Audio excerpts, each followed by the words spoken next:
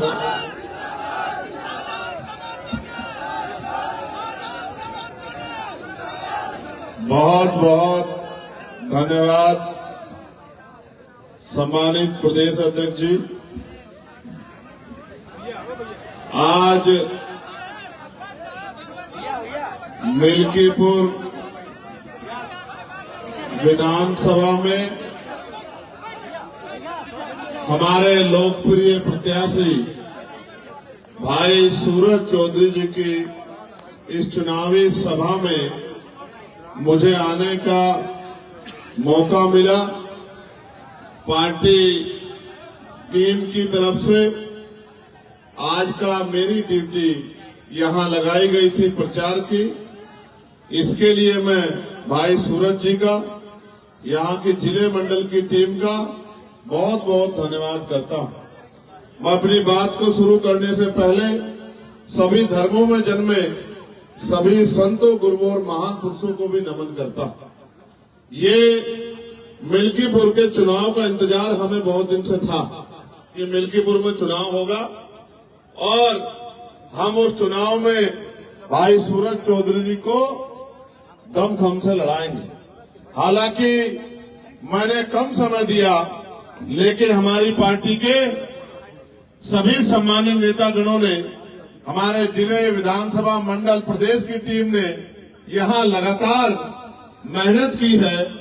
इसलिए मुझे भरोसा है कि मिल्कीपुर का चुनाव आजाद समाज पार्टी बहुत बड़े अंतर से जीतेगी, ऐसा मेरा विश्वास है। क्योंकि भाई सूरज चौधरी लंबे समय से, विगत 15 सालों से इस मिल्कीपुर विधानसभा के लिए दिन रात मेहनत कर रहे हैं।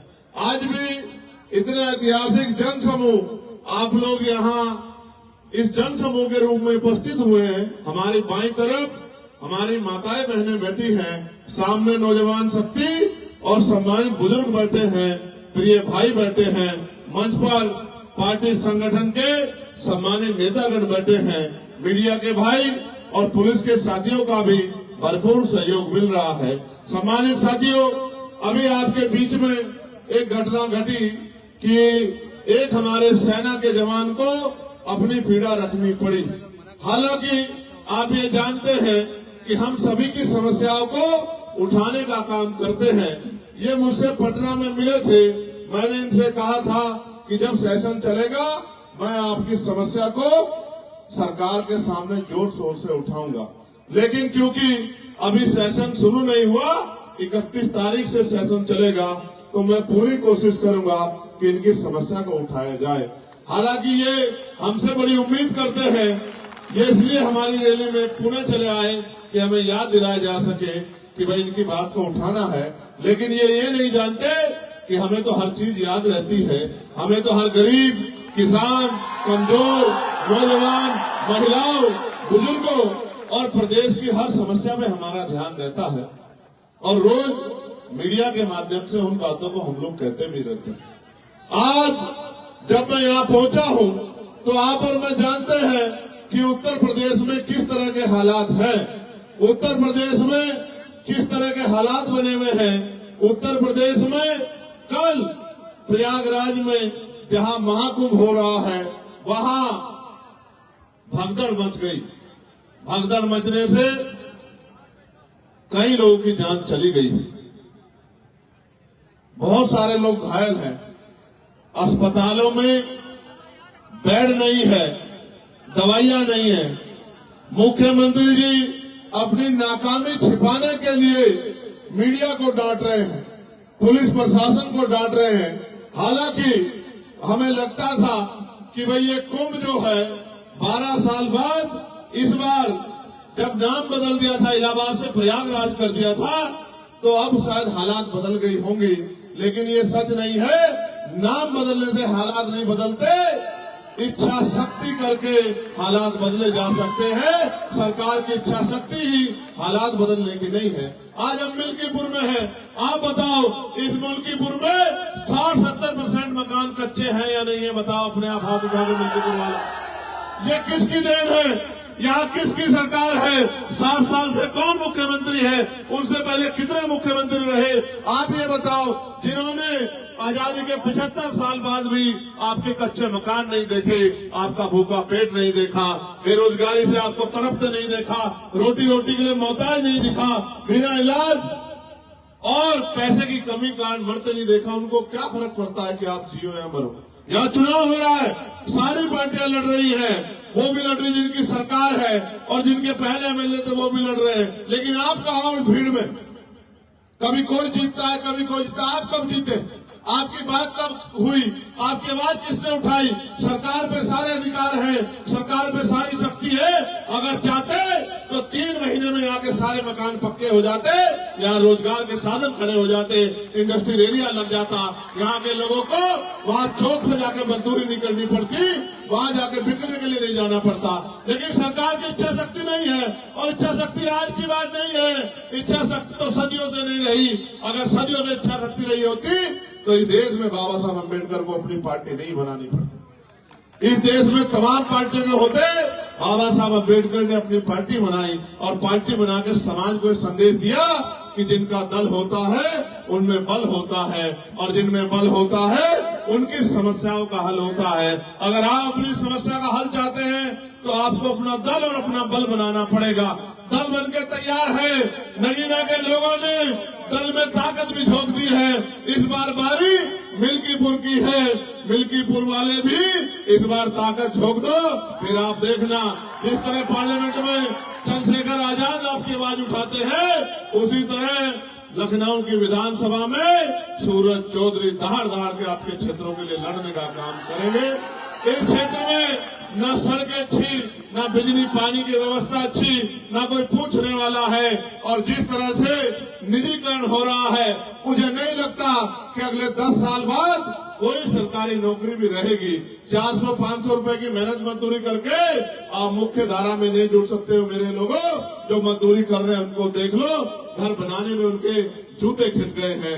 मुख्य धारा में जुड़ने के लिए आपको रोजगार चाहिए, पक्की नौकरी चाहिए, आपको लोन मिलना चाहिए जिससे आप उद्योग धंधे लगा सको, आपको अच्छी शिक्षा मिलनी चाहिए, अच्छा हेल्थ सिस्टम यहाँ बनना चाहिए। लेकिन मैं जानता हूँ ये सरकार समझती है कि अगर हेल्थ सिस्टम अच्छा हुआ तो ये जो प्राइवेट हॉस्पिटल है, यहाँ जो महंगा महंगा इलाज हो रहा है, वो इलाज कोई नहीं लेगा। जब सरकारी अस्पताल में अच्छा इलाज आ जाएगा तो लोगों की जेब कैसे काटोगे? एक तो महंगाई का दौर, ऊपर से बड़े बड़े प्राइवेट स्कूल, गरीब तो जाता सरकारी स्कूल में जहाँ पढ़ाई के नाम पे खाना पूर्ति है, और अमीर जाता है प्राइवेट स्कूल में जहाँ अच्छी पढ़ाई हो रही है। यानी कि गरीबों के आगे बढ़ने के सारे रास्ते सरकार बंद कर रही है, और आरक्षण आरक्षण आरक्षण की बात रोज करते रहते हैं। क्या करेंगे आरक्षण का जब पक्की नौकरी नहीं होगी? क्या करेंगे आरक्षण का जब सरकारी नौकरी नहीं होगी? आज तो पिछड़े वर्ग के लोग, बहुत बड़ी आबादी यहाँ रहती है, पिछड़े वर्ग के लोग अपने दिल पे हाथ रख के पूछे कि इन सरकारों ने आपको क्या दिया है। जिनकी 52% आबादी थी उनको 52% हिस्सेदारी मिलनी चाहिए थी, 52% आबादी को 12, 14, 15% हिस्सेदारी भी सही तरह नहीं मिल रही, और कोई पूछने वाला नहीं है। पहले पुलिस की भर्ती आती थी, टीचर की भर्ती आती थी, पटवारी सेक्रेटरी की भर्ती आती थी, 4th क्लास की चपरासी की भर्ती आती थी। आज तो अगर कोई आता है तो बस हमारी आहें और हमारा दर्द जो हम एक दूसरे से सुनते हैं, कोई पूछने वाला नहीं है। मैं तो धन्यवाद दूंगा सूरज चौधरी का कि विगत 15 सालों से वो इस क्षेत्र की सेवा कर रहे हैं। हालांकि बड़ी बड़ी पार्टियों ने उनको नकार दिया, बड़े पैसे वाले साधन वाले लोगों ने उनकी अहमियत को नहीं समझा, लेकिन आजाद समाज पार्टी मेहनत करने वाले लोगों की कदर करती है, लड़ने वाले लोगों की कदर करती है। इसलिए हमने तय किया कि भाई सूरज चौधरी जी को हम लोग मौका देंगे, और सूरज चौधरी जी यहाँ से जीत के अगर जाएंगे तो आपकी आंखों में आंसू नहीं आने देंगे, आपकी आवाज उठाने का काम करेंगे। मैं जो आपसे कह रहा था, जब मैंने इस बार कुंभ पे कुछ बात कही थी तो मेरी बात को इधर उधर किया गया, लेकिन आप तो महामंडलेश्वर बोल रहे हैं कि प्रशासन के निकम्मेपन की वजह से, सरकार के निकम्मेपन की वजह से ये घटनाएं हुई है। आज सरकार के पास उनका जवाब है, मैंने तो कहा था मन चंगा तो कटौती में गंगा, यानी कि जिसका मन साफ सुथरा है उसे कहीं जाने की जरूरत नहीं है। लेकिन आप बताओ, आप तो नारा देके बुला रहे थे कि आ जाओ आ जाओ, अमृत वर्षा हो रही है, लेकिन जब ये गरीब अमृत वर्षा में गए तो इनकी जान की रक्षा भी नहीं कर पाए। मैं मीडिया के माध्यम से कहना चाहता हूं, ये हत्याएं हैं और इनकी हत्या का दोषी सरकार है, मुख्यमंत्री है। मुख्यमंत्री को जवाब देना चाहिए कि उनके कुप्रबंधन की वजह से इतने लोगों की जान गई। जो आए तो इस पाप धोने थे, पुण्य कमाने थे, लेकिन वो इस लायक भी नहीं कि अपने बच्चों में चले जाएं।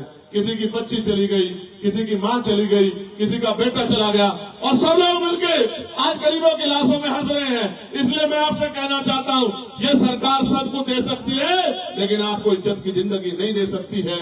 ये सरकार वादे करती है, 2022 में कहा किसानों की आय दुगनी कर देंगे, फिर कहा सिलेंडर 500 का दे देंगे, फिर कहा इतनी नौकरी दे देंगे। अगर मैं याद गलत नहीं हूं तो अभी प्रयागराज में यूपीएससी के बाद कितने बच्चे आंदोलन कर रहे थे, 4 दिन तक एक नौकरी नहीं दी मुख्यमंत्री ने। और जो भर्तियां थी 69,000 शिक्षक भर्ती का घोटाला, 20,000 पदों पर दलित पिछड़े वर्ग के बच्चों का अधिकार छीनने का काम इस सरकार ने किया। पटवारी की भर्ती में घोटाला, पुलिस की भर्ती में घोटाला, कोई पूछने वाला नहीं है। जिन गरीबों पर आज तक मकान नहीं पहुंचे उनकी हालत कैसी होगी, वो अपने बच्चों की सम्मान की रक्षा कैसे करते होंगे। जिनका रोजगार नहीं पहुंचा वो खाते क्या होंगे और वो अपने घर को चलाते कैसे होंगे। क्या गरीब हमेशा गरीब रहेगा? क्या गरीब हमेशा अपमानित होता रहेगा? क्या इन गरीबों के लिए जिनकी आवाज उठाने वाला कोई नहीं है? ये आवाज उठाने में कहीं ना कहीं चूक हमारी भी है, क्योंकि बाबा साहब अम्बेडकर तो अपने 4-4 बच्चों को कुर्बानी देके हमें वोट का अधिकार देके गए थे नहीं गए थे? ये वोट का अधिकार तो है कि राजा महाराजा बड़े बड़े कुर्ते वाले पैसे वाले आपकी गलियों में आ रहे होंगे नहीं आ रहे होंगे? आ रहे होंगे नहीं आ रहे होंगे? ये सोचो, अगर ये वोट का अधिकार नहीं होता, ये आपकी शक्लें नहीं देखते, आपकी बस्तियां नहीं देखते। हाल जाके देखो, निकासी नहीं है। हाल जाके देखो, गड्ढे बने हुए हैं सड़कों में। अभी मेरी लोकसभा में देखा था नहीं देखा था, जब अधिकारियों को मैंने गारे में बुला के दिखाया कि देखो क्या हाल है, याद है नहीं याद है? आप सोचो, जब आप में मजबूत नेता होगा तो आपकी सुनवाई होगी। मैं यहाँ बहुजन समाज के लोगों से कहना चाहता हूँ, आपने सबको मौका दिया है, एक मौका सूरज चौधरी को भी दो।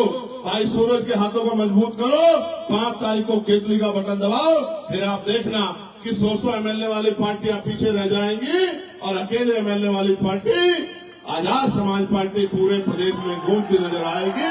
हर आदमी की आवाज बनेगा हमारा भाई सूरज। मैं आपसे अपील करता हूं और आपके साथ साथ अपने नेताओं से अपील करता हूं कि अगले 5-6 दिन सोना मत, ये आपकी परीक्षा है, आपकी मेहनत की परीक्षा है। मैं आपसे कहना चाहता हूं, आपने बहुत लंबे समय सेवा की है, संघर्ष किया है, उस संघर्ष को आयाम पे पहुंचाने का अवसर आ गया है। दिन रात मेहनत करो और आपका मुकाबला उनसे है जो बहुत बड़े पैसे वाले हैं, धन्ना सेठ है, जिनकी बड़ी बड़ी लेगेसी है। मगर याद रखना, काशीराम साहब कहते थे, तमन्ना अगर सच्ची हो तो रास्ते 1000 होते हैं और तमन्ना अगर झूठी हो तो बहाने 1000 होते हैं। अगर आपकी तमन्ना सच्ची है, आपका लक्ष्य सच्चा है, आपने ठान लिया है, तो कोई आपको नहीं रोक सकता। इसलिए मैं आपसे कहना चाहता हूं कि आपको मैं आपको भी पिछली बार कह के गया था, मिल्कीपुर वालों, आज फिर कह रहा हूं, जेब में फोन है, क्षेत्र में रिश्तेदारी है, 8 घंटे पेट को भरने के लिए 8 घंटे काम करते हो, मेहनत मजदूरी करते हो, और फिर ये सोचते हो कोई आपकी लड़ाई लड़े। लेकिन अपनी इज्जत की जिंदगी के लिए, सुख सुविधाओं के लिए, अच्छी पॉलिसियों के लिए 1 घंटा रोज आप ही सूरज चौधरी बनकर काम करो। फोन उठाओ, रिश्तेदारियों में फोन करो, दोस्तों को फोन करो, घर से निकलो, अपनी बस्तियों में जाओ, लोगों से अपील करो, उनसे कहो कि बटन केतली का दबाओ और अपनी किस्मत को जगाओ, अपने अंधेरे को हटाओ और रोशनी की किरण लाओ और केतली का बटन दबाओ। अगर आपने जिम्मेदारी समझ ली और आपने जिम्मेदारी समझ के काम कर दिया, तो मैं लिख के देता हूं कि भाई सूरज चौधरी बहुत अच्छे मतों से जीतेंगे। लेकिन वो तब तक जो है मजबूरी में लंबे समय तक इधर उधर काम कर रहे थे, लेकिन अब वो अपने घर में आ गए हैं। और मान्यवर काशीराम साहब कहते थे कि दूसरों के महलों से अच्छी होती है अपनी झोपड़ी। बताओ, इनकी मदद करोगे नहीं करोगे? बताओ, इस उत्तर प्रदेश को इस सरकार से, जिसने सरकार ने गरीबों के हक छीने, उससे मुक्ति दिलाओगे नहीं दिलाओगे? क्या यहां से अपनी आवाज मजबूत कर दोगे नहीं कर दोगे? तो आज के बाद अपने आप सूरज चौधरी बन के काम करोगे नहीं करोगे? लोगों को घरों में जाके जगाओगे नहीं जगाओगे? लोगों को अपना निशान बताओगे नहीं बताओगे? इस लड़ाई को आगे बढ़ाओगे नहीं बढ़ाओगे? ये आपके हाथ में है कि अगले 2.5 साल जो उत्तर प्रदेश में 2 साल बचे वो कैसे होंगे, ये आपके हाथ में है। अगर आपने समझदारी दिखाई, आपने जिम्मेदारी दिखाई, आपने अपनी वोट का सही प्रयोग किया और अगले 4-5 दिन सूरज चौधरी बनकर मेहनत कर ली, तो मेरी बात को याद रखना कि टीवी की पट्टी पर चलेगा कि मिल्कीपुर वालों ने इतिहास रच दिया। एक गरीब के बेटे को जैसे नगीना ने सांसद बनाया था, ऐसे ही विधायक बना के असेंबली में भेज दिया। और आप याद रखना, नसीम साहब यहाँ बैठे हैं, जिस दिन आजाद समाज पार्टी का एमएलए विधानसभा में गूंजेगा, अच्छे अच्छों की नींद हराम हो जाएगी जो गरीबों का अधिकार छीन कर बैठे हैं। मेरी बात को याद रखना, कोई ऐसा नहीं है, चाहे पुलिस के साथी हो, चाहे आर्मी के भाई हो, चाहे अर्धसैनिक बल हो, चाहे होमगार्ड हो, चाहे पीआरडी के जवान हो, चाहे आशा आंगनबाड़ी बहनें हो, चाहे ग्राम सेवक हो, रोजगार सेवक हो, भोजन माता हो, सबकी आवाज को पार्लियामेंट में उठा के उनकी समस्या को हल करवाने का काम हमने पुरजोर कोशिश की है। अगर ये ताकत आपने उत्तर प्रदेश में बना ली तो याद रखना कि फिर आपकी समस्याओं पे कोई जो है चुप नहीं रहेगा, सबको बोलना पड़ेगा। बताओ, जब मैं पार्लियामेंट में गया अकेला नीले पटके वाला था या नहीं था? बताओ। और इस बार कितने नीले पटके वाले देखे आपने? और अब तो गृह मंत्री नीला पटका पहन के घूम रहे हैं और विपक्ष के नेता भी जय बापू जय भीम की बात कर रहे हैं। जिन्होंने जीते जी कभी बाबा साहब अम्बेडकर का सम्मान नहीं किया, उनके रास्ते रोकने का काम किया, वो भी जय बापू जय भीम कह रहे हैं। आप समझो ये क्यों जरूरत पड़ी? क्योंकि अम्बेडकरवादी आपका अपना भाई पार्लियामेंट में चला गया है। ऐसे ही जब ये जाएगा तो इधर का माहौल भी ऐसा हो जाएगा, यहाँ भी नीले पटके वाले आ जाएंगे, यहाँ से भी मानवता की बात होगी, यहाँ भी गरीबों की बात होगी। ये जो टैक्स के आधार पर गरीबों को लूटा जा रहा है, ये टैक्स बंद होगा। और मैं आपको कहना चाहता हूँ, समय दूर नहीं है, 27 भी हमारे सामने है। आप और हमें जुट जाना है इस बात के साथ कि अब हमें उत्तर प्रदेश को किसी के भरोसे नहीं छोड़ना है। उत्तर प्रदेश की जनता को हाथ फैलाने लायक नहीं छोड़ना है, इनका हाथ मजबूत करना है, इनके फैले हुए हाथ को मुट्ठी बना के एकजुट करके रोकना है और इनके हाथ में ताकत देनी है। इनके बच्चों के लिए अच्छे स्कूल, अच्छे कॉलेज, अच्छी यूनिवर्सिटियां, उद्योग धंधे, इंडस्ट्रियल एरिया, अच्छे अस्पताल, डिग्री कॉलेज, पॉलिटेक्निक कॉलेज, और वो सब में पढ़ाई और इलाज मुफ्त होना चाहिए गरीबों का, जिससे मुख्य धारा में आ सके, पक्की नौकरी लोगों को मिले, आरक्षण सही तरह लागू हो। और जो कुशासन, मैं इसको कुशासन इसलिए कहूंगा, आपने देखा होगा गोरखपुर में 2 बच्चों को रात उनके परिवार से चित्तौड़ साहब मेरी बात हुई, वो मां कह रही थी कि सब आगे हैं, कोई मदद नहीं कर सकता, आप आओगे तभी मेरी मदद होगी। उनके 2 बच्चों को जो शौचालय गए थे, उन दोनों को मार दिया। आज 8 दिन हो गए हैं, 8 दिन। अलीगढ़ में जहां बाबा साहब की स्टैचू लगी थी, वहां रात पुलिस ने लाठीचार्ज कर दिया, सैकड़ों लोगों पे मुकदमा हुआ, महिलाओं को पीटा गया। मैं क्या क्या बताऊं आपसे, कभी संभल में मारते हैं, कभी अलीगढ़ में मारते हैं, कभी गोरखपुर में मारते हैं। यहाँ जो भी अपनी बात उठाएगा, चाहे वो दलित हो, वो मुसलमान हो, वो पिछड़ा हो, वो गरीब हो, सामान्य जाति का भी हो, उन सबको लाठियों का शिकार होना पड़ता है। मैं आपसे कह रहा हूं, इस तानाशाही शक्ति को अगर कोई रोक सकता है तो ये नीले झंडे वाले रोक सकते हैं, इनके अलावा कोई नहीं रोक सकता। उसका कारण है क्योंकि नीले झंडे वाले जहां खड़े हो जाते हैं, ये कदम पीछे नहीं हटाते। इस बार मिल्कीपुर में इतिहास लिखने का मौका आप पे आ गया है। दिन रात एक करके मेहनत कर लो तो याद रखना, दिल खुश हो जाया करेगा जब सूरज चौधरी यहाँ के मुद्दों पे असेंबली में बोला करेगा, आवाज उठाया करेगा, आपके मन में खुशी हुआ करेगी कि हमारा वोट कामयाब हो गया। वरना ये जो शक्ति बाबा साहब ने दी है, जिसको चाहे कुर्सी में बिठा दो, जिसको चाहे पटक दो, इसका कोई फायदा नहीं होने वाला जब आपके बीच के लोग चुन के नहीं जाएंगे, आपके हमदर्द नहीं चुन के जाएंगे। मैं आप सबका यहाँ पहुंचने में बहुत बहुत धन्यवाद करता हूँ।